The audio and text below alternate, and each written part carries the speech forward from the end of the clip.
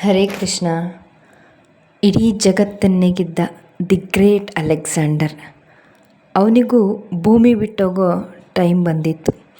ಅವನು ಮಂತ್ರಿಗೆ ಕೆಲವು ಸೂಚನೆಗಳನ್ನು ಹೇಳ್ತಾನೆ. ನನ್ನ ಶವಪೆಟ್ಟಿಗೆ ಹೊರೋದಕ್ಕೆ ವೈದ್ಯರನ್ನು ಕರೆಸು, ಶವಯಾತ್ರೆ ದಾರಿ ತುಂಬ ನಾನು ಗಳಿಸಿಟ್ಟ ಮುತ್ತು ರತ್ನ ಹಣವನ್ನು ಚೆಲ್ಲು, ಹಾಗೆ ನನ್ನ ಶವಪೆಟ್ಟಿಗೆಯಿಂದ ನನ್ನ ಎರಡೂ ಕೈಗಳನ್ನು ಆಚೆ ಇರಿಸು ಅಂತ. ಮಂತ್ರಿ ಅದಕ್ಕೆ ಒಪ್ತಾನೆ ಮತ್ತು ಕೇಳ್ತಾನೆ ಯಾಕೆ ಅಂತ. ಆಗ ಅವನ ಉತ್ತರಗಳು ಅದ್ಭುತವಾಗಿದ್ವು. ಮುಕ್ಕಾಲು ಭಾಗ ಪ್ರಪಂಚನೇ ಗೆದ್ದಿದ್ದ ಅಲೆಕ್ಸಾಂಡರ್ ನನ್ನ ಯಾವ ಪ್ರಸಿದ್ಧ ಡಾಕ್ಟ್ರು ಕೂಡ ಉಳಿಸ್ಕೊಳ್ಳೋಕ್ಕೆ ಸಾಧ್ಯ ಆಗಲಿಲ್ಲ. ನಾ ಗಳಿಸಿಟ್ಟ ಅಷ್ಟೂ ಸಂಪತ್ತು ನನ್ನ ಜೀವವನ್ನು ಇಲ್ಲಿ ಇರಿಸ್ಕೊಳ್ಳೋಕ್ಕೆ ಸಹಾಯ ಮಾಡಲಿಲ್ಲ.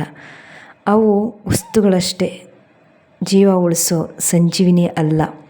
ಇನ್ನು ನನ್ನ ಕೈಗಳು ಅದೆಷ್ಟು ಜಯ ಗಳಿಸಿಕೊಟ್ರು, ಎಷ್ಟು ಸಂಪಾದಿಸಿಕೊಟ್ರು, ಕೊನೆಗೆ ನಾನು ಆ ಕೈಯಿಂದ ಏನನ್ನೂ ತೆಗೆದುಕೊಂಡು ಹೋಗಲು ಸಾಧ್ಯವಿಲ್ಲ ಎಂದು ಜಗತ್ತಿಗೆ ಹೇಳ್ದ.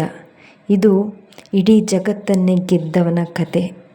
ಹೀಗಾದರೆ ಇನ್ನು ನಾವು ಸಾಮಾನ್ಯರು ಇರುವ ಅಲ್ಪ ಸ್ವಲ್ಪನೇ ನಂದು ಅಂತ ಹೊಡೆದಾಡಿಕೊಂಡು ಜೀವನ ಕಳಿತೀವಿ.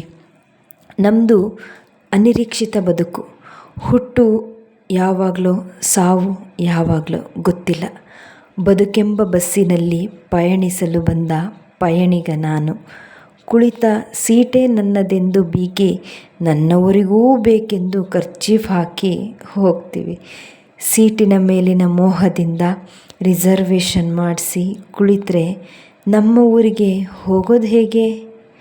ನಮ್ಮ ನಿಲ್ದಾಣ ಬಂದಾಗ ಇಳಿಯಲೇಬೇಕು. ಇನ್ನು ನಾವು ತಂದ ಲಗೇಜ್ ಅಂದರೆ ನಾವು ಮಾಡಿರೋ ಕರ್ಮಗಳು, ಅವನ್ನು ಮಾತ್ರ ತೆಗೆದುಕೊಂಡು ಹೋಗೋಕ್ಕೆ ನಮಗೆ ಹಕ್ಕಿರೋದು. ಇನ್ನು ನೀವು ಹಾಕಿದ ಖರ್ಚೀಫು ನೀವು ನಿಮ್ಮವ ಅಲ್ಲೇ ಕೂತು ಅಲ್ಲೇ ಕೊಳೆತು ಹೋಗ್ತಾನೆ ಅಷ್ಟೇ. ಪ್ರತಿಯೊಬ್ಬರಿಗೂ ಅವರದ್ದೇ ಆದ ನಿಲ್ದಾಣ ಅಂತ ಇರುತ್ತೆ. ಇಳಿಬೇಕಾಗಿದ್ದು ನಮ್ಮ ಜವಾಬ್ದಾರಿ.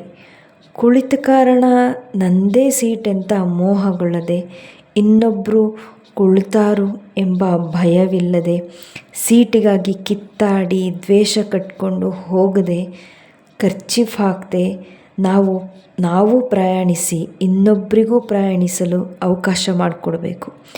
ಪ್ರಯಾಣಿಸುವಾಗ ಹಿಂದೆ ಓಡುವ ಮರಗಳ ಹಾಗೆ ಕಹಿ ನೆನಪುಗಳನ್ನು ಮರೆಸಿ ಮುಂದೆ ಗುರಿಯತ್ತ ಸಾಗಬೇಕು ಅಷ್ಟೆ.